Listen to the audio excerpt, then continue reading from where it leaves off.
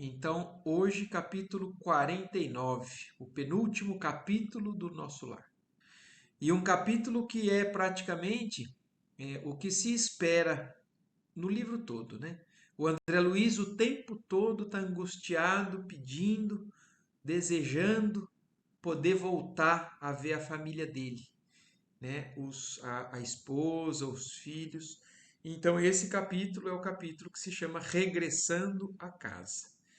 Então, a gente, lembrando um pouquinho do último capítulo, que teve aquela comunicação na casa da senhora Laura, que ela está quase indo reencarnar, né?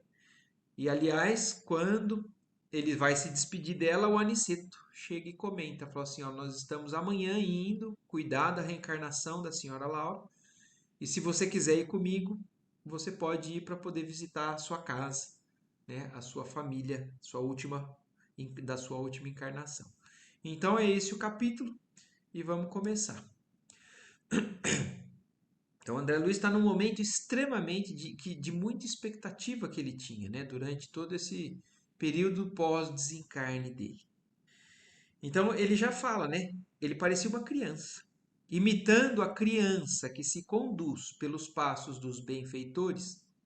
Cheguei à minha cidade com a sensação indescritível do viajante que torna ao berço natal depois de longa ausência. Então a sensação que ele tinha é como se quando a gente faz uma viagem, fica fora por muito tempo da nossa casa, né, do nosso lar, e quando volta, né, aquela sensação boa de estar de volta para casa, como se ali fosse a referência principal para ele. Sim, a paisagem não se modificara de maneira sensível. As velhas árvores do bairro, o mar, o mesmo céu, o mesmo perfume errante. Então, muita coisa do que ele já entrando ali na cidade dele, ele percebia, era exatamente muito parecido com o que ele tinha lembrança do tempo que ele estava ali. A gente faz um cálculo que é mais ou menos uns 10 anos, né, que se passou desde o desencarne dele. Porque ele passou 8 anos, mais ou menos, no umbral, depois mais um tempo ali na regeneração, né? Então, de 9 a 10 anos, mais ou menos, é o tempo que ele está voltando ali nesse local. Embriagado de alegria, não mais notei a expressão fisionômica da senhora Laura. Então, lembrando que a senhora Laura está junto, porque o Aniceto está indo para a crosta terrestre cuidar da encarnação dela, da reencarnação dela. E ele agora volta mais uma vez falando, né? Que denunciava extrema preocupação. Então ela já tinha uma certa preocupação. O ministro deu uma acalmada naquilo, voltou uma certa confiança, mas queira ou não, é um momento que não é tão simples assim, né? A gente deixar para trás, entrar, mergulhar no corpo e principalmente na questão do esquecimento das coisas, né? Então é um momento crucial. E ela estava de novo um pouco envolvida com essa sintonia aí de preocupação com a nova missão.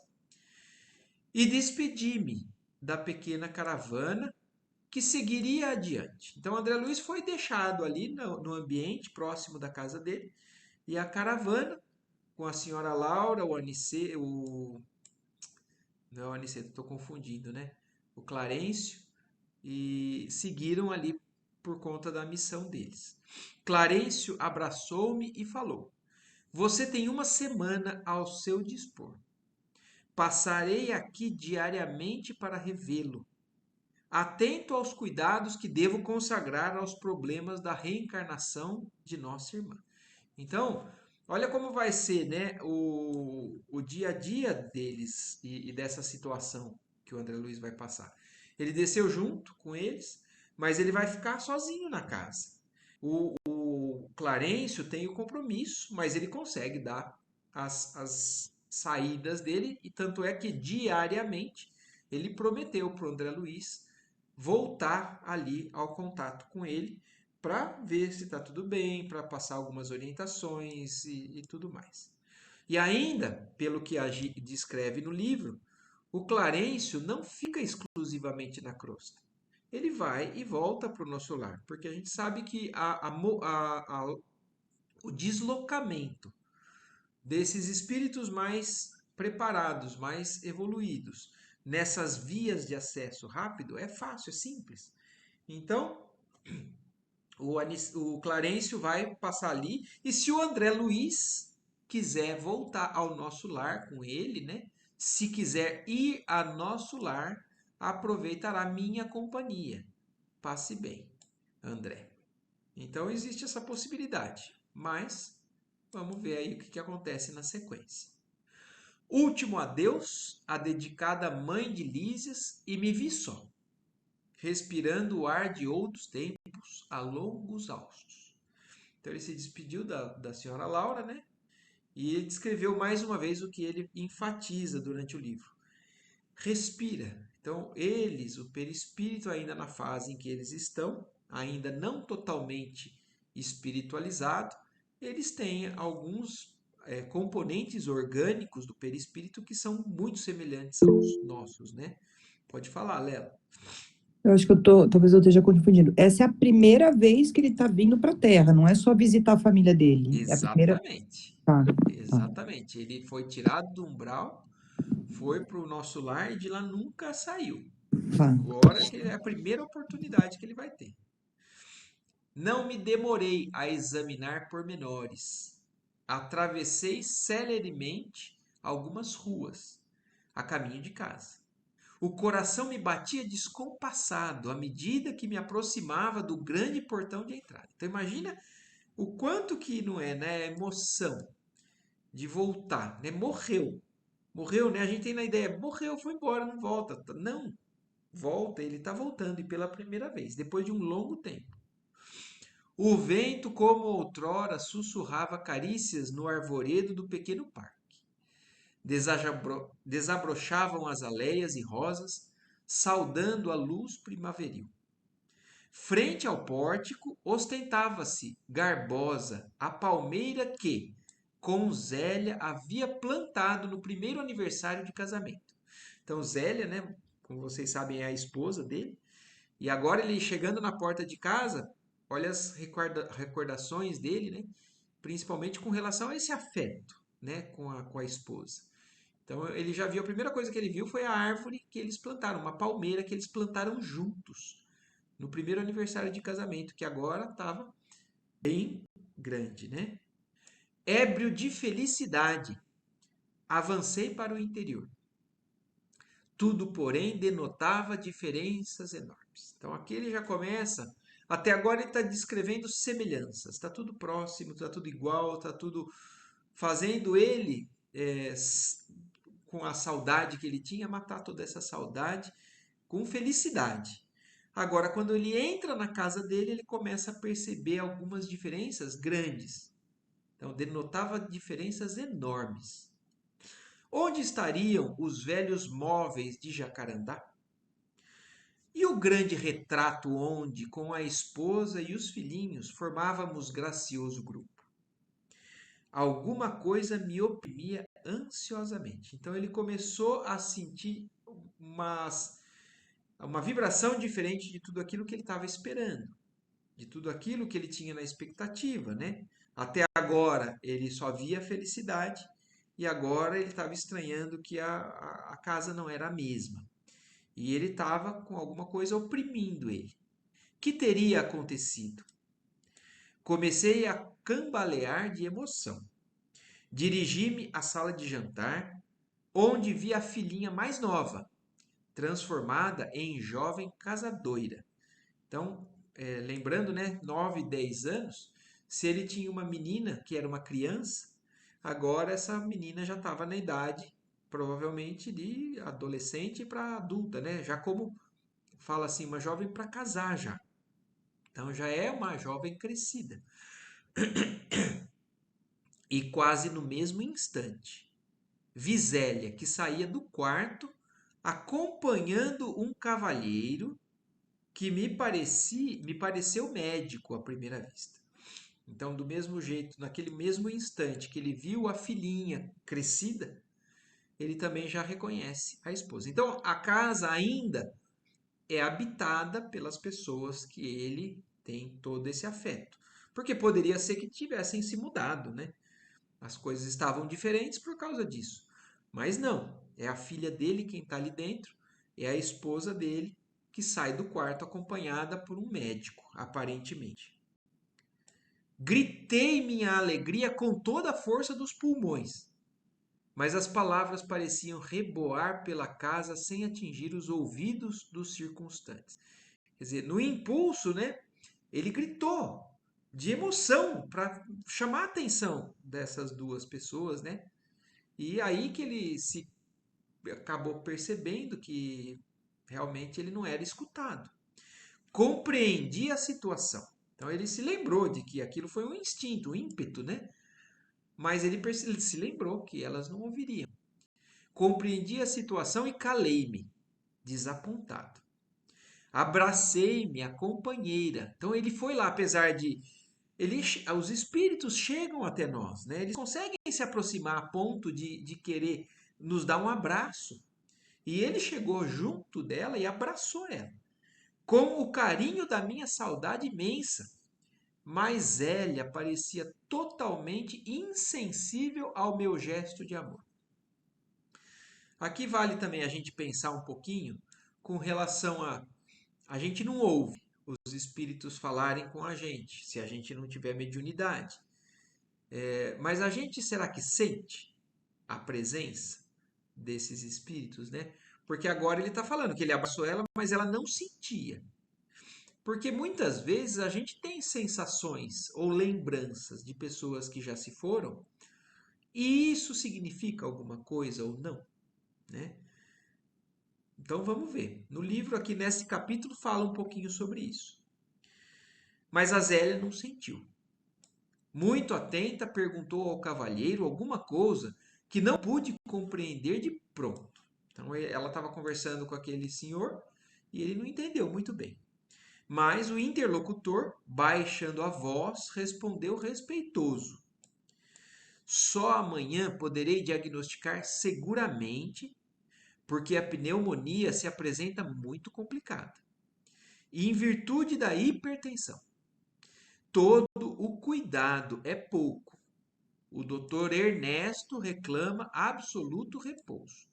Então agora o André Luiz ouviu que realmente é um médico cuidando de alguém que está com problema de saúde e esse alguém se chama doutor Ernesto.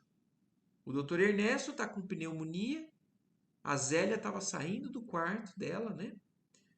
E ele tem problemas de saúde e eles estão cuidando do problema dessa pessoa. Quem seria aquele doutor Ernesto? Então é a primeira coisa que o André Luiz começa a se questionar, né? E desde o início, já notando as diferenças, começa a perceber que as coisas talvez não sejam como ele sonhava encontrar, né?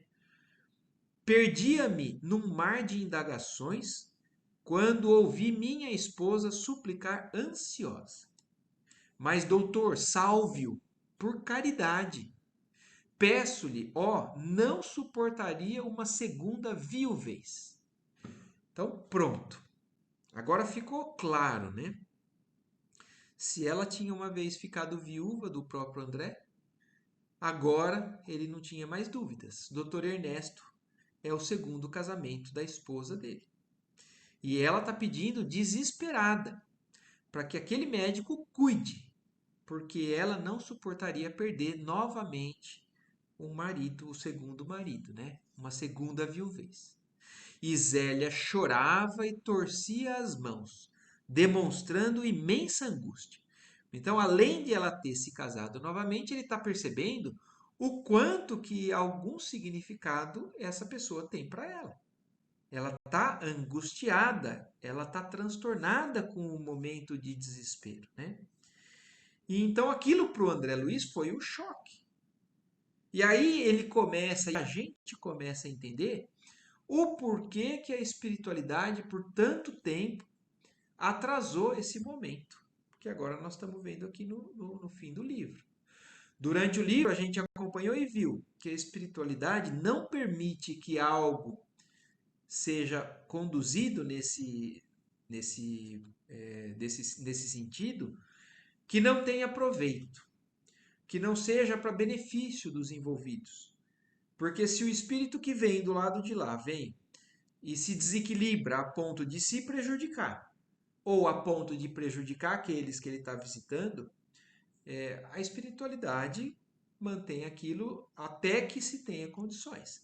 Então, o André Luiz estava adquirindo conhecimento e, de alguma maneira, alguma estabilidade emocional. Ainda assim, a gente vê que ele adquiriu algo, mas isso não impede que ele não sinta o impacto dessa. Ele está, na verdade, tendo uma surpresa muito grande. E é justamente o que ele descreve. Um corisco, né, um raio, não me fulminaria com tamanha violência. Então ele está falando, aquele choque que ele teve era pior do que se ele tivesse tomado um raio na cabeça. Outro homem se apossara do meu lar. Então, aqui tem um termo que me chama a atenção e que é o problema de tudo, na verdade, né? Porque se ele não conseguiria lidar ainda com uma situação como essas, é por sentimento de posse. E é justamente isso, é dessa maneira que ele está pensando. Aquilo tudo era dele. Então, ele tinha a posse da esposa, das filhas, e agora o sentimento que ele tem é que alguém se apossou daquilo. Então, o sentimento ainda daquele velho homem ainda que ele carrega dentro dele, apesar do tanto que ele já cresceu e aprendeu no nosso lar, ainda traz esses resquícios dessa materialidade, desses sentimentos menos nobres. E aquilo agora aflorou. E aí, então, ele começa a pensar: a esposa me esquecer. A casa já não mais me pertencia. Olha como os termos, eles todos contribuem para esse mesmo problema. Então, é um sentimento que tem de pertencimento daquilo que é dele. E aí, então, agora teve essa sensação. Até então, mesmo estando à distância, para ele era dele. Agora ele tem a sensação que não é mais. Valia a pena ter esperado tanto para colher semelhantes desilusões? Quer dizer, agora ele está se questionando, por que me atrasaram tanto? Se era para ver ter esse choque, essa desilusão, que fosse logo. Valia a pena ter esperado tanta expectativa. Corri ao meu quarto. Mas essa é uma frase que eu até botei aqui em negrito, né? Mas é uma reflexão dele e não a reflexão dos espíritos que conduziram até agora. Então, para ele, poxa, deveria ter vindo antes. Não. Para a espiritualidade que conduzia até agora, sim, era necessário. E a gente vai ver o porquê. No próprio capítulo a gente já tem tudo se encaixa, né? Tudo faz sentido. Corri ao meu quarto, verificando que outro mobiliário atendia na alcova espaçosa. No leito estava um homem de idade madura, evidenciando melindroso estado de saúde. Ao lado dele, então ele chegou e viu o segundo marido agora, da esposa, e viu que ele estava muito doente, e ao lado dele 3 figuras negras iam e vinham. Então, entidades mais baixas, né, estavam ali no mesmo ambiente, indo e vindo, mostrando-se interessadas em lhe agravar os padecimentos. Então, ele tinha algum problema, né, de ligação com essas entidades mais baixas e que estavam ali agravando o quadro dele. Estavam ali querendo fazer com que aquela doença se complicasse, se consumasse talvez no desencarne dele, porque a gente vê em inúmeros casos os espíritos trabalhando para desencarnar uma determinada pessoa para poder de novo também se apossar dela para poder se vingar ou de alguma maneira prejudicar por conta de problemas do passado. De pronto tive ímpetos de odiar o intruso com todas as forças. Então, ó, ímpeto é aquilo que nós carregamos ainda e não conseguimos trabalhar. São impulsos que muitas vezes a gente carrega, apesar de conscientemente a gente já está entendendo diferente e lutando para agir diferente. Mas o primeiro impulso dele foi de odiar esse intruso com todas as forças. Mas olha como o tempo agiu, né? Mas já não era eu o mesmo homem de outros tempos. Então, agora ele ainda lutava contra esses ímpetos, mas ele já não era mais o mesmo. Ele já não iria se aprisionar a isso que muitos acabam se travando por conta dessa questão. Não estão preparados para lidar com os reveses da vida, com as desilusões, e afundam e não saem tão facilmente. Aliás, às vezes não saem por décadas, séculos. A gente vê história de pessoas que se aprisionam a sentimentos assim por séculos. Mas no caso dele, ele, graças a Deus, tinha sido trabalhado para que pudesse lidar com essa situação. O Senhor, né? O Senhor com letra maiúscula, então nosso Pai, né? Me havia chamado aos ensinamentos do amor, da fraternidade e do perdão. Verifiquei que o doente estava cercado de entidades inferiores, devotadas ao mal. Entretanto, não consegui auxiliá-lo imediatamente. Então, eu acho tão bonito essa parte, porque já mostra, ele teve um ímpeto ruim, mas ele se compadece dele, porque é o que ele está lidando o tempo todo lá. O trabalho dele há mais de ano no Ministério da Regeneração é cuidar de entidades que chegam nessas condições, muitas vezes também envolvidas com sofrimentos, com coisas do passado, com influências negativas de outros espíritos, e tentar auxiliar, independente de quem seja, independente da história. O André Luiz transformado, ou nesse processo de transformação, já é esse, que busca ajudar com um olhar de irmão, um olhar fraterno. Mas ele reconhece, ele tentou, mas não conseguiu ajudar imediatamente. Não, nós não sabemos se ele não conseguiu porque realmente não foi possível por conta do endurecimento das entidades, ou porque ele também não estava em condições plenas para fazer isso. Ele ainda estava cambaleando, ele ainda estava sob efeito do impacto. Assentei-me decepcionado e acabrunhado, vendo Zélia entrar e sair do aposento várias vezes, acariciando o enfermo com a ternura que me coubera noutros tempos. Então, olha isso, ele está perdido, né?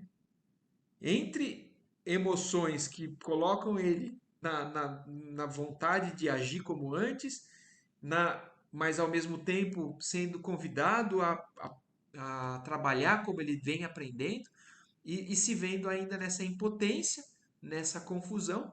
Então ele se sentou ali e só ficou observando o movimento, sem conseguir decidir nada, sem conseguir agir, só observando e observando, inclusive, o carinho que a Zélia acariciava, né? Tratava, cuidava desse segundo marido.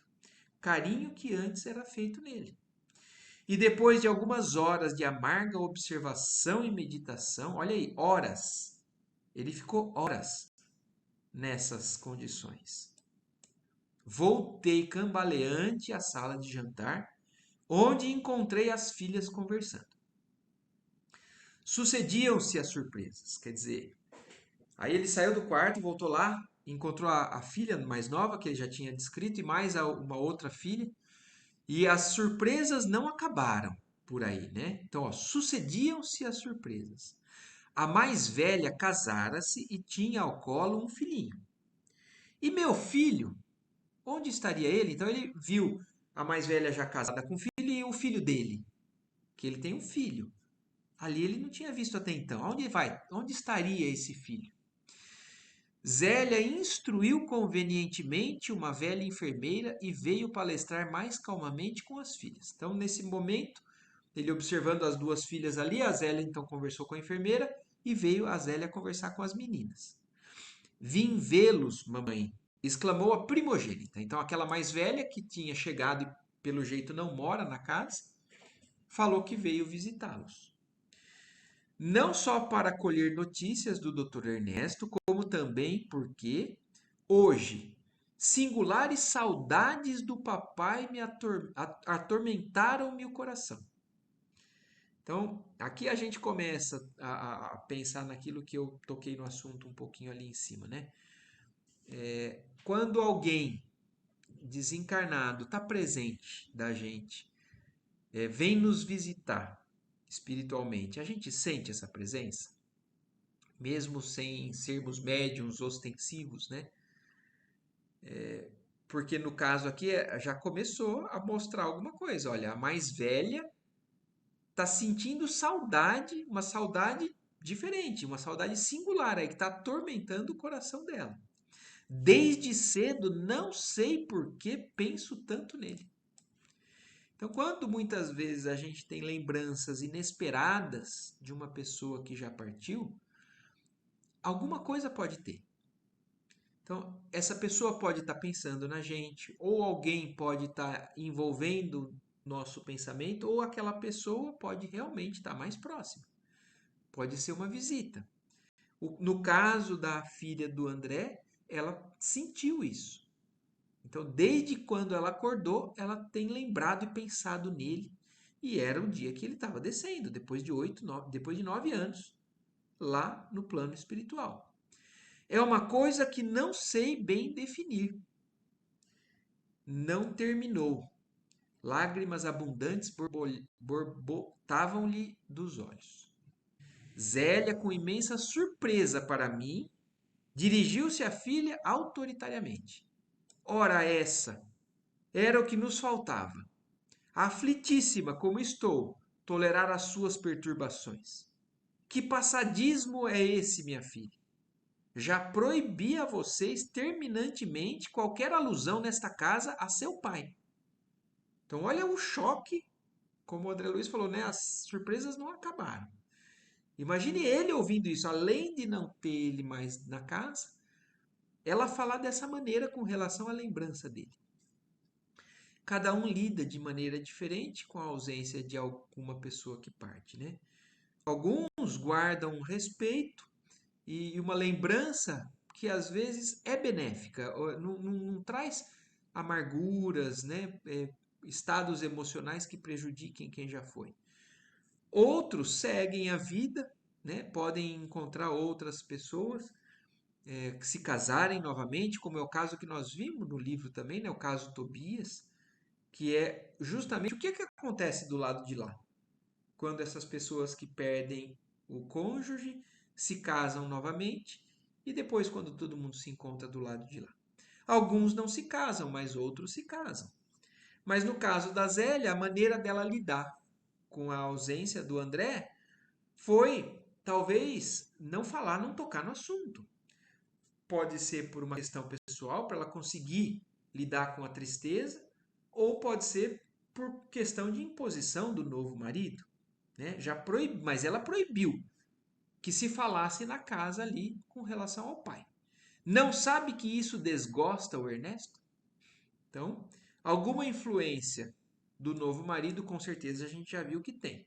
Mas se é algo que ela não gostava de lembrar, ou é uma maneira que ela lida para não sofrer mais, nós não sabemos.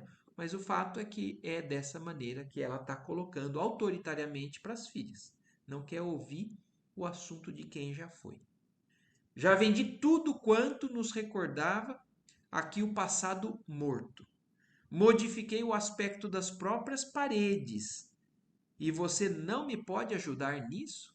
Quer dizer, tudo que o André Luiz percebeu de diferença na casa era justamente no intuito de apagar a lembrança dele para poder reconstruir uma sequência de vida, né?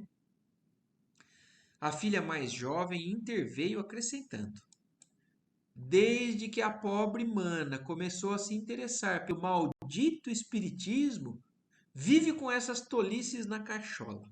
Quer dizer, olha isso, a menininha, a mais nova, até explicando. Mamãe, desde que a minha irmã aí começou a se interessar pelo espiritismo, e olha como ela fala, né? O maldito espiritismo, que é a maneira que muitas vezes as pessoas veem mesmo o espiritismo, né? Achando que é coisa do demônio, é coisa que atrapalha, é coisa que leva a pessoa ao prejuízo, né? E é o que ela está julgando agora ser o problema da irmã mais velha. Onde já se viu tal disparate? Essa história dos mortos voltarem é o cúmulo dos absurdos. Então é um comentário da irmã com a presença do pai ali do lado. Então imaginem a dor para quem está ali, né, vivenciando isso. Você menosprezar algo que é possível que seja verdade, acreditando que aquilo está errado, mas e se for verdade? Então, porque muitas pessoas não pensam nisso, né? Condenam o espiritismo, condenam a possibilidade de se falar com uma pessoa muito querida e porque tem aquilo como verdade. Mas e se elas estiverem enganadas? Essa pessoa muito querida às vezes está ali do lado, está pertinho, querendo de alguma maneira prosseguir, né, no envolvimento, na comunicação, numa mensagem, e aquilo é bloqueado por parte desses conceitos, né, que as religiões que a gente vivenciou por muito tempo ainda colocam. E aí, a outra, embora continuasse chorando, falou com dificuldade.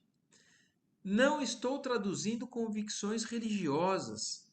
Então é crime sentir saudades do papai? Quer dizer, ela está se defendendo. Não estou falando aqui do espiritismo, mas estou falando que eu tenho saudade do meu pai. Vocês também não amam? Não têm sentimento?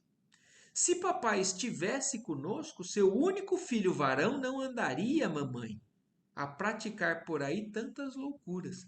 Então aqui também o André Luiz já tem mais uma vez uma nova revelação, um novo choque, né? O filho dele, que ele estava querendo saber o que estava acontecendo, aqui está se acusando até a mãe pela falta do André a deixar o filho agora fazendo escolhas que são ruins para ele, né? E aí a Zélia responde: ora, ora, tornou Zélia nervosa e enfadada. Cada qual tem a sorte que Deus lhes dá. Nossa, olha isso, né? Não é nem o que ele escolheu, é Deus deu a sorte azarada para o filho dela. Então, azar o dele. Não se esqueça de que André está morto. Não me venha com lamúrias e lágrimas pelo passado irremediável. Aproximei-me da filha chorosa e estanquei-lhe o pranto, murmurando palavras de encorajamento e consolação que ela não registrou auditiva. Então, olha isso. O André Luiz, se ele não conseguiu a percepção da filha mais nova e nem da Zélia, agora a filha mais da Zélia e agora da filha mais velha, a gente já viu que ela existe, ela tem uma ligação e um sentimento que percebeu que o pai está por perto.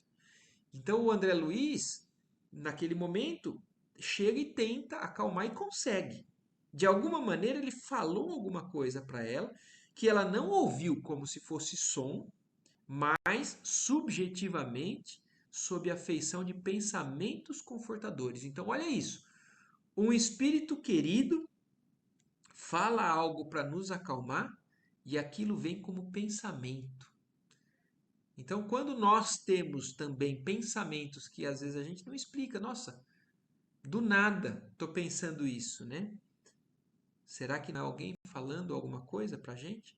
Nós temos que dar valor para esse tipo de intuição, muitas vezes, ou para essas percepções que fogem ao comum, né? Afinal, via-me em face de singular conjuntura.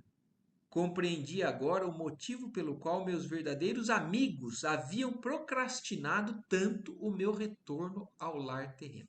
Olha isso, se ali atrás ele acabou julgando mal essa questão do afastamento dele, eu já devia ter vindo logo, se era para ter decepção, agora ele estava compreendendo o motivo pelo qual os verdadeiros amigos. Então, olha como ele trata agora os espíritos que ali com ele convivem.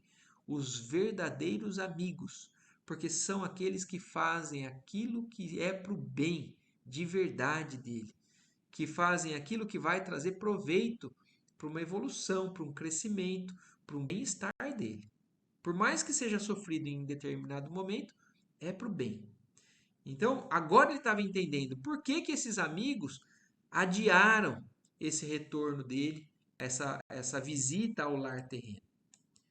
Angústias e decepções sucediam-se de tropel. Minha casa pareceu-me então um patrimônio que os ladrões e os vermes haviam transformado. Nem haveres, nem títulos, nem afetos. Somente uma filha ali estava de sentinela ao meu velho e sincero amor. Nem os longos anos de sofrimento, nos primeiros dias de além-túmulo, me haviam proporcionado lágrimas tão amargas. Olha o que ele está descrevendo para a gente. Nem esse tempo todo que ele passou no umbral, os primeiros anos de sofrimento logo após o desencarne dele, tinham proporcionado lágrimas tão amargas quanto essas que ele está tendo agora nesse momento. Mas ele está preparado. Ele já tem condições de lidar com a situação. Então, nós estarmos orientados, nós buscarmos conhecimento, o auxílio espiritual, não nos isenta de sofrimento.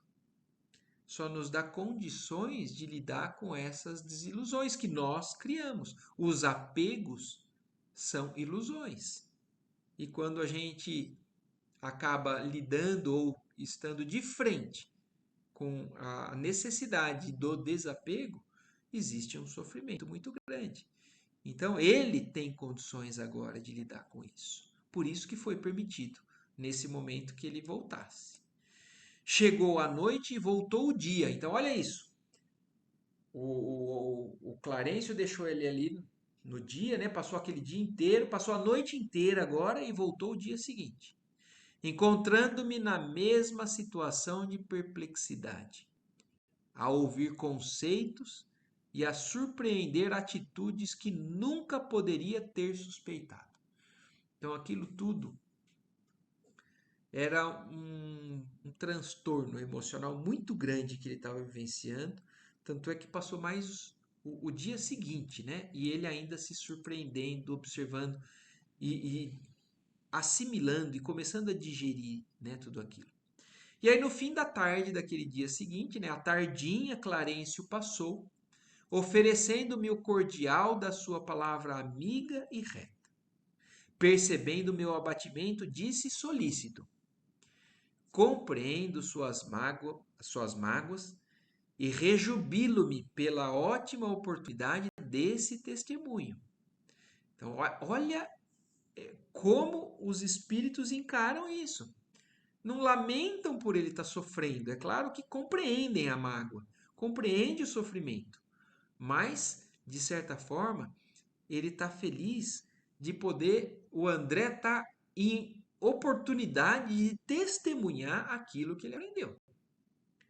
Não tenho diretrizes novas, quer dizer, tudo que você já recebeu já é suficiente, não preciso falar mais nada diferente. Qualquer conselho de minha parte, portanto, seria intempestivo. Agora eu não posso falar mais nada, até porque você não ouviria bem. A bagagem que você precisa, você já tem. Não tem nada de novo agora para ser dito.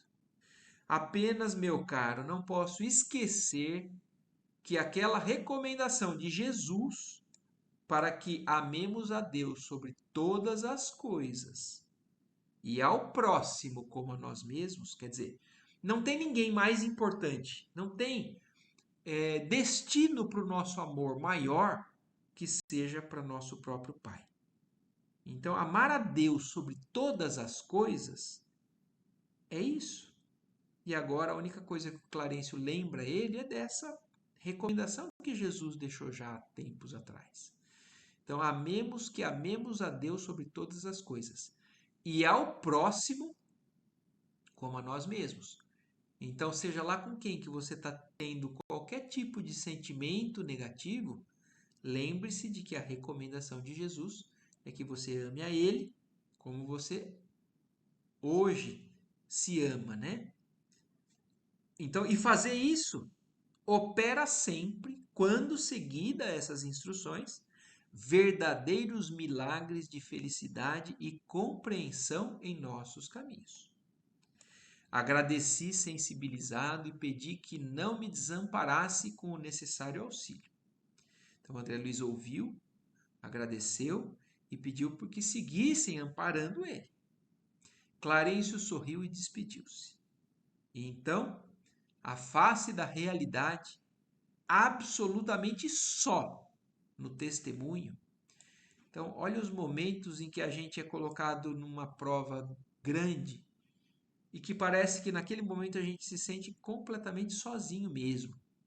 Talvez seja porque aquela é a hora da gente mostrar se a gente realmente aprendeu ou diz o que realmente aprendeu, se aquilo realmente está incorporado ou não. Então, são momentos que a gente vai se sentir só, mas não falta o amparo. Mas eles deixam a gente para que nós tomemos as decisões, para que nós conduzamos, né, a sequência das nossas atitudes. E aí, então, sozinho, nesse testemunho, comecei a ponderar o alcance da recomendação evangélica e refleti com mais serenidade. Então, aquele recadinho, aquela lembrança do amar a Deus sobre todas as coisas e ao próximo como a ele mesmo, serviu para que ele então colocasse aquilo em tudo aquilo que ele estava vivenciando. Afinal de contas, por que condenar o procedimento de Zélio?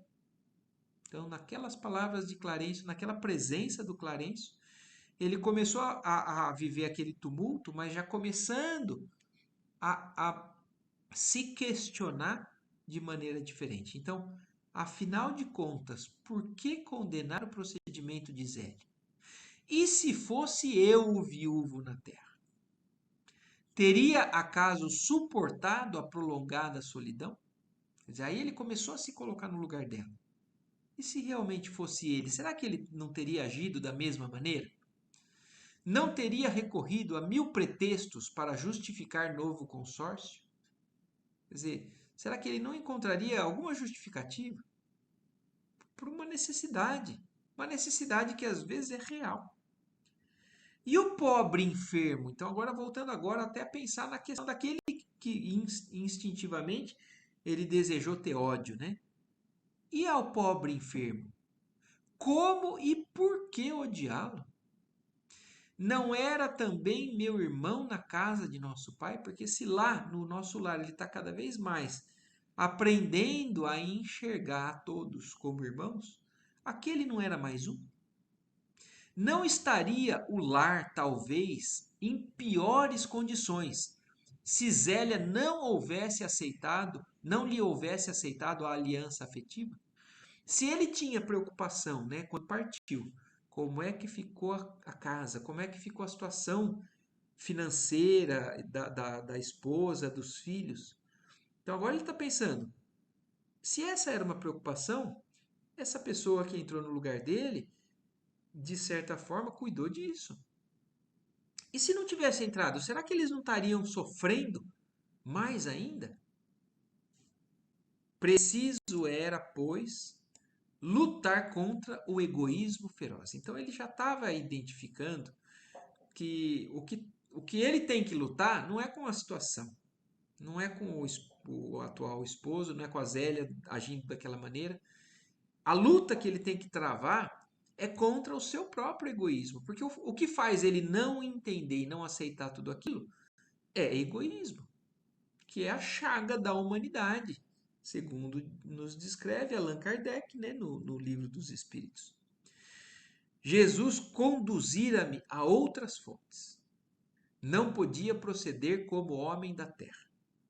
Minha família não era apenas uma esposa e 3 filhos na terra.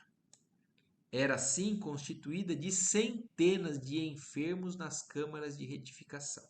Então, olha como ele já consegue sentir uma família estendida, ampliada. E agora, naquele momento, ele conseguiu sair daquilo que ele estava se envolvendo e se lembrar que ele cresceu. Existem outros seres que ele ama da mesma maneira. A família dele não são só aqueles que ele deixou para trás, ele só considerava eles como família. Mas ele não, já ampliou essa forma de lidar. E aí ele se lembrando disso. E estendia-se agora a comunidade universal. Então isso era ilimitado. Quando a gente começa a entender, a vibrar nesse sentido, a gente começa realmente a enxergar todo mundo com carinho diferente. E aí então, envolvido já nessas novas reflexões, nessas novas vibrações, assomado de novos pensamentos, senti que a linfa do verdadeiro amor começava a brotar das feridas benéficas que a realidade me abrira no coração. Então tem tanto ensinamento nessas palavras aqui, né, que faz a gente pensar, rever uma série de conceitos que a gente tem, né? Então ele, quando ele conseguiu, então, com pouca coisa, já não se aprisionar naquela teia, né, de vibrações ruins, então ele já se conduziu nos pensamentos a outros rumos, né? E aí ele começou a sentir, né, a linfa, como ele fala, do verdadeiro amor, que começava a brotar das feridas benéficas. Então, como a gente muitas vezes só enxerga as dores, o sofrimento, como algo que nos prejudica, né? Que nos leva a um prejuízo, ou material, ou espiritual. Mas aqui não, ele está reconhecendo que aquelas feridas eram bênção para ele, que a realidade que ele se deparou abriu no coração dele. Então ele, de assim, confrontado com esse sofrimento, ele tinha a possibilidade de seguir por dois caminhos. E quando ele seguiu no caminho da fraternidade, da compreensão, ele sentiu uma vibração, um sentimento de amor completamente diferente de tudo aquilo que ele já tinha vivido até então. Então é assim que ele finaliza e encerra, né, esse penúltimo capítulo, que ele está começando a encarar de maneira diferente o choque que ele teve na casa dele. E como ele vai lidar com isso? Só agora no último capítulo, né? Semana que vem, que nós vamos ver a conclusão de toda essa história e o encerramento do nosso lar. Alguma coisa aí a mais vocês acrescentar, a falar sobre o capítulo? Eu acho que é super interessante de ver essa questão que você comentou desse instinto inicial, mesmo ele sabendo, mesmo ele tendo passado por um ano, né, trabalhando e entendendo como a gente deve começar a lidar um com os outros. Quando ele se deparou com essa situação, a primeira coisa que veio foi um instinto que dominou ele, né? E uma coisa que eu fiquei associando, e aí trazendo até uma questão pessoal, é quando o Clarencio veio e reforçou, mesmo que não tenha falado muita coisa, como isso fez com que ele voltasse a pensar e trouxesse de volta.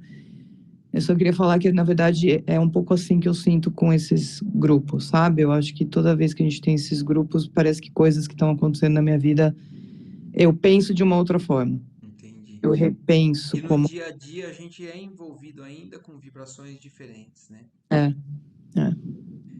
E isso cada vez fica mais fácil da gente voltar a essa sintonia que a gente vai conseguindo através desses grupos, desse esforço que a gente tem feito para entender, para crescer.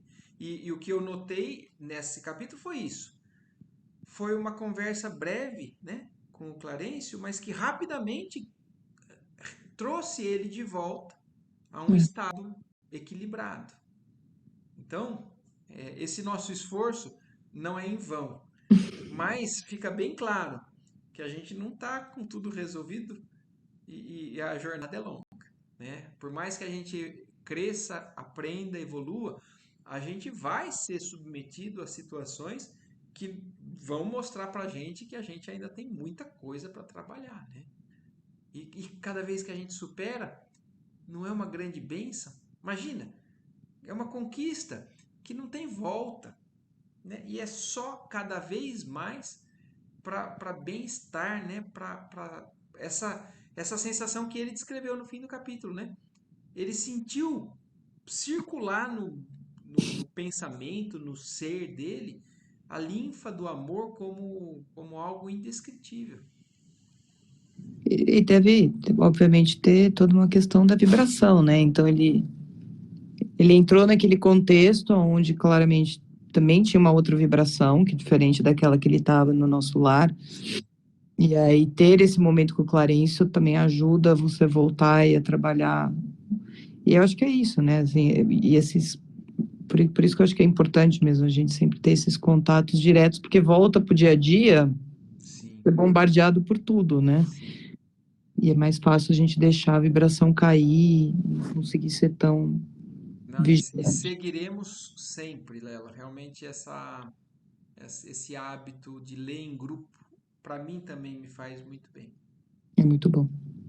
Certo, pessoal? Ótimo. Então, beleza. Então, boa Muito noite mais bom. uma vez. Obrigado a todos.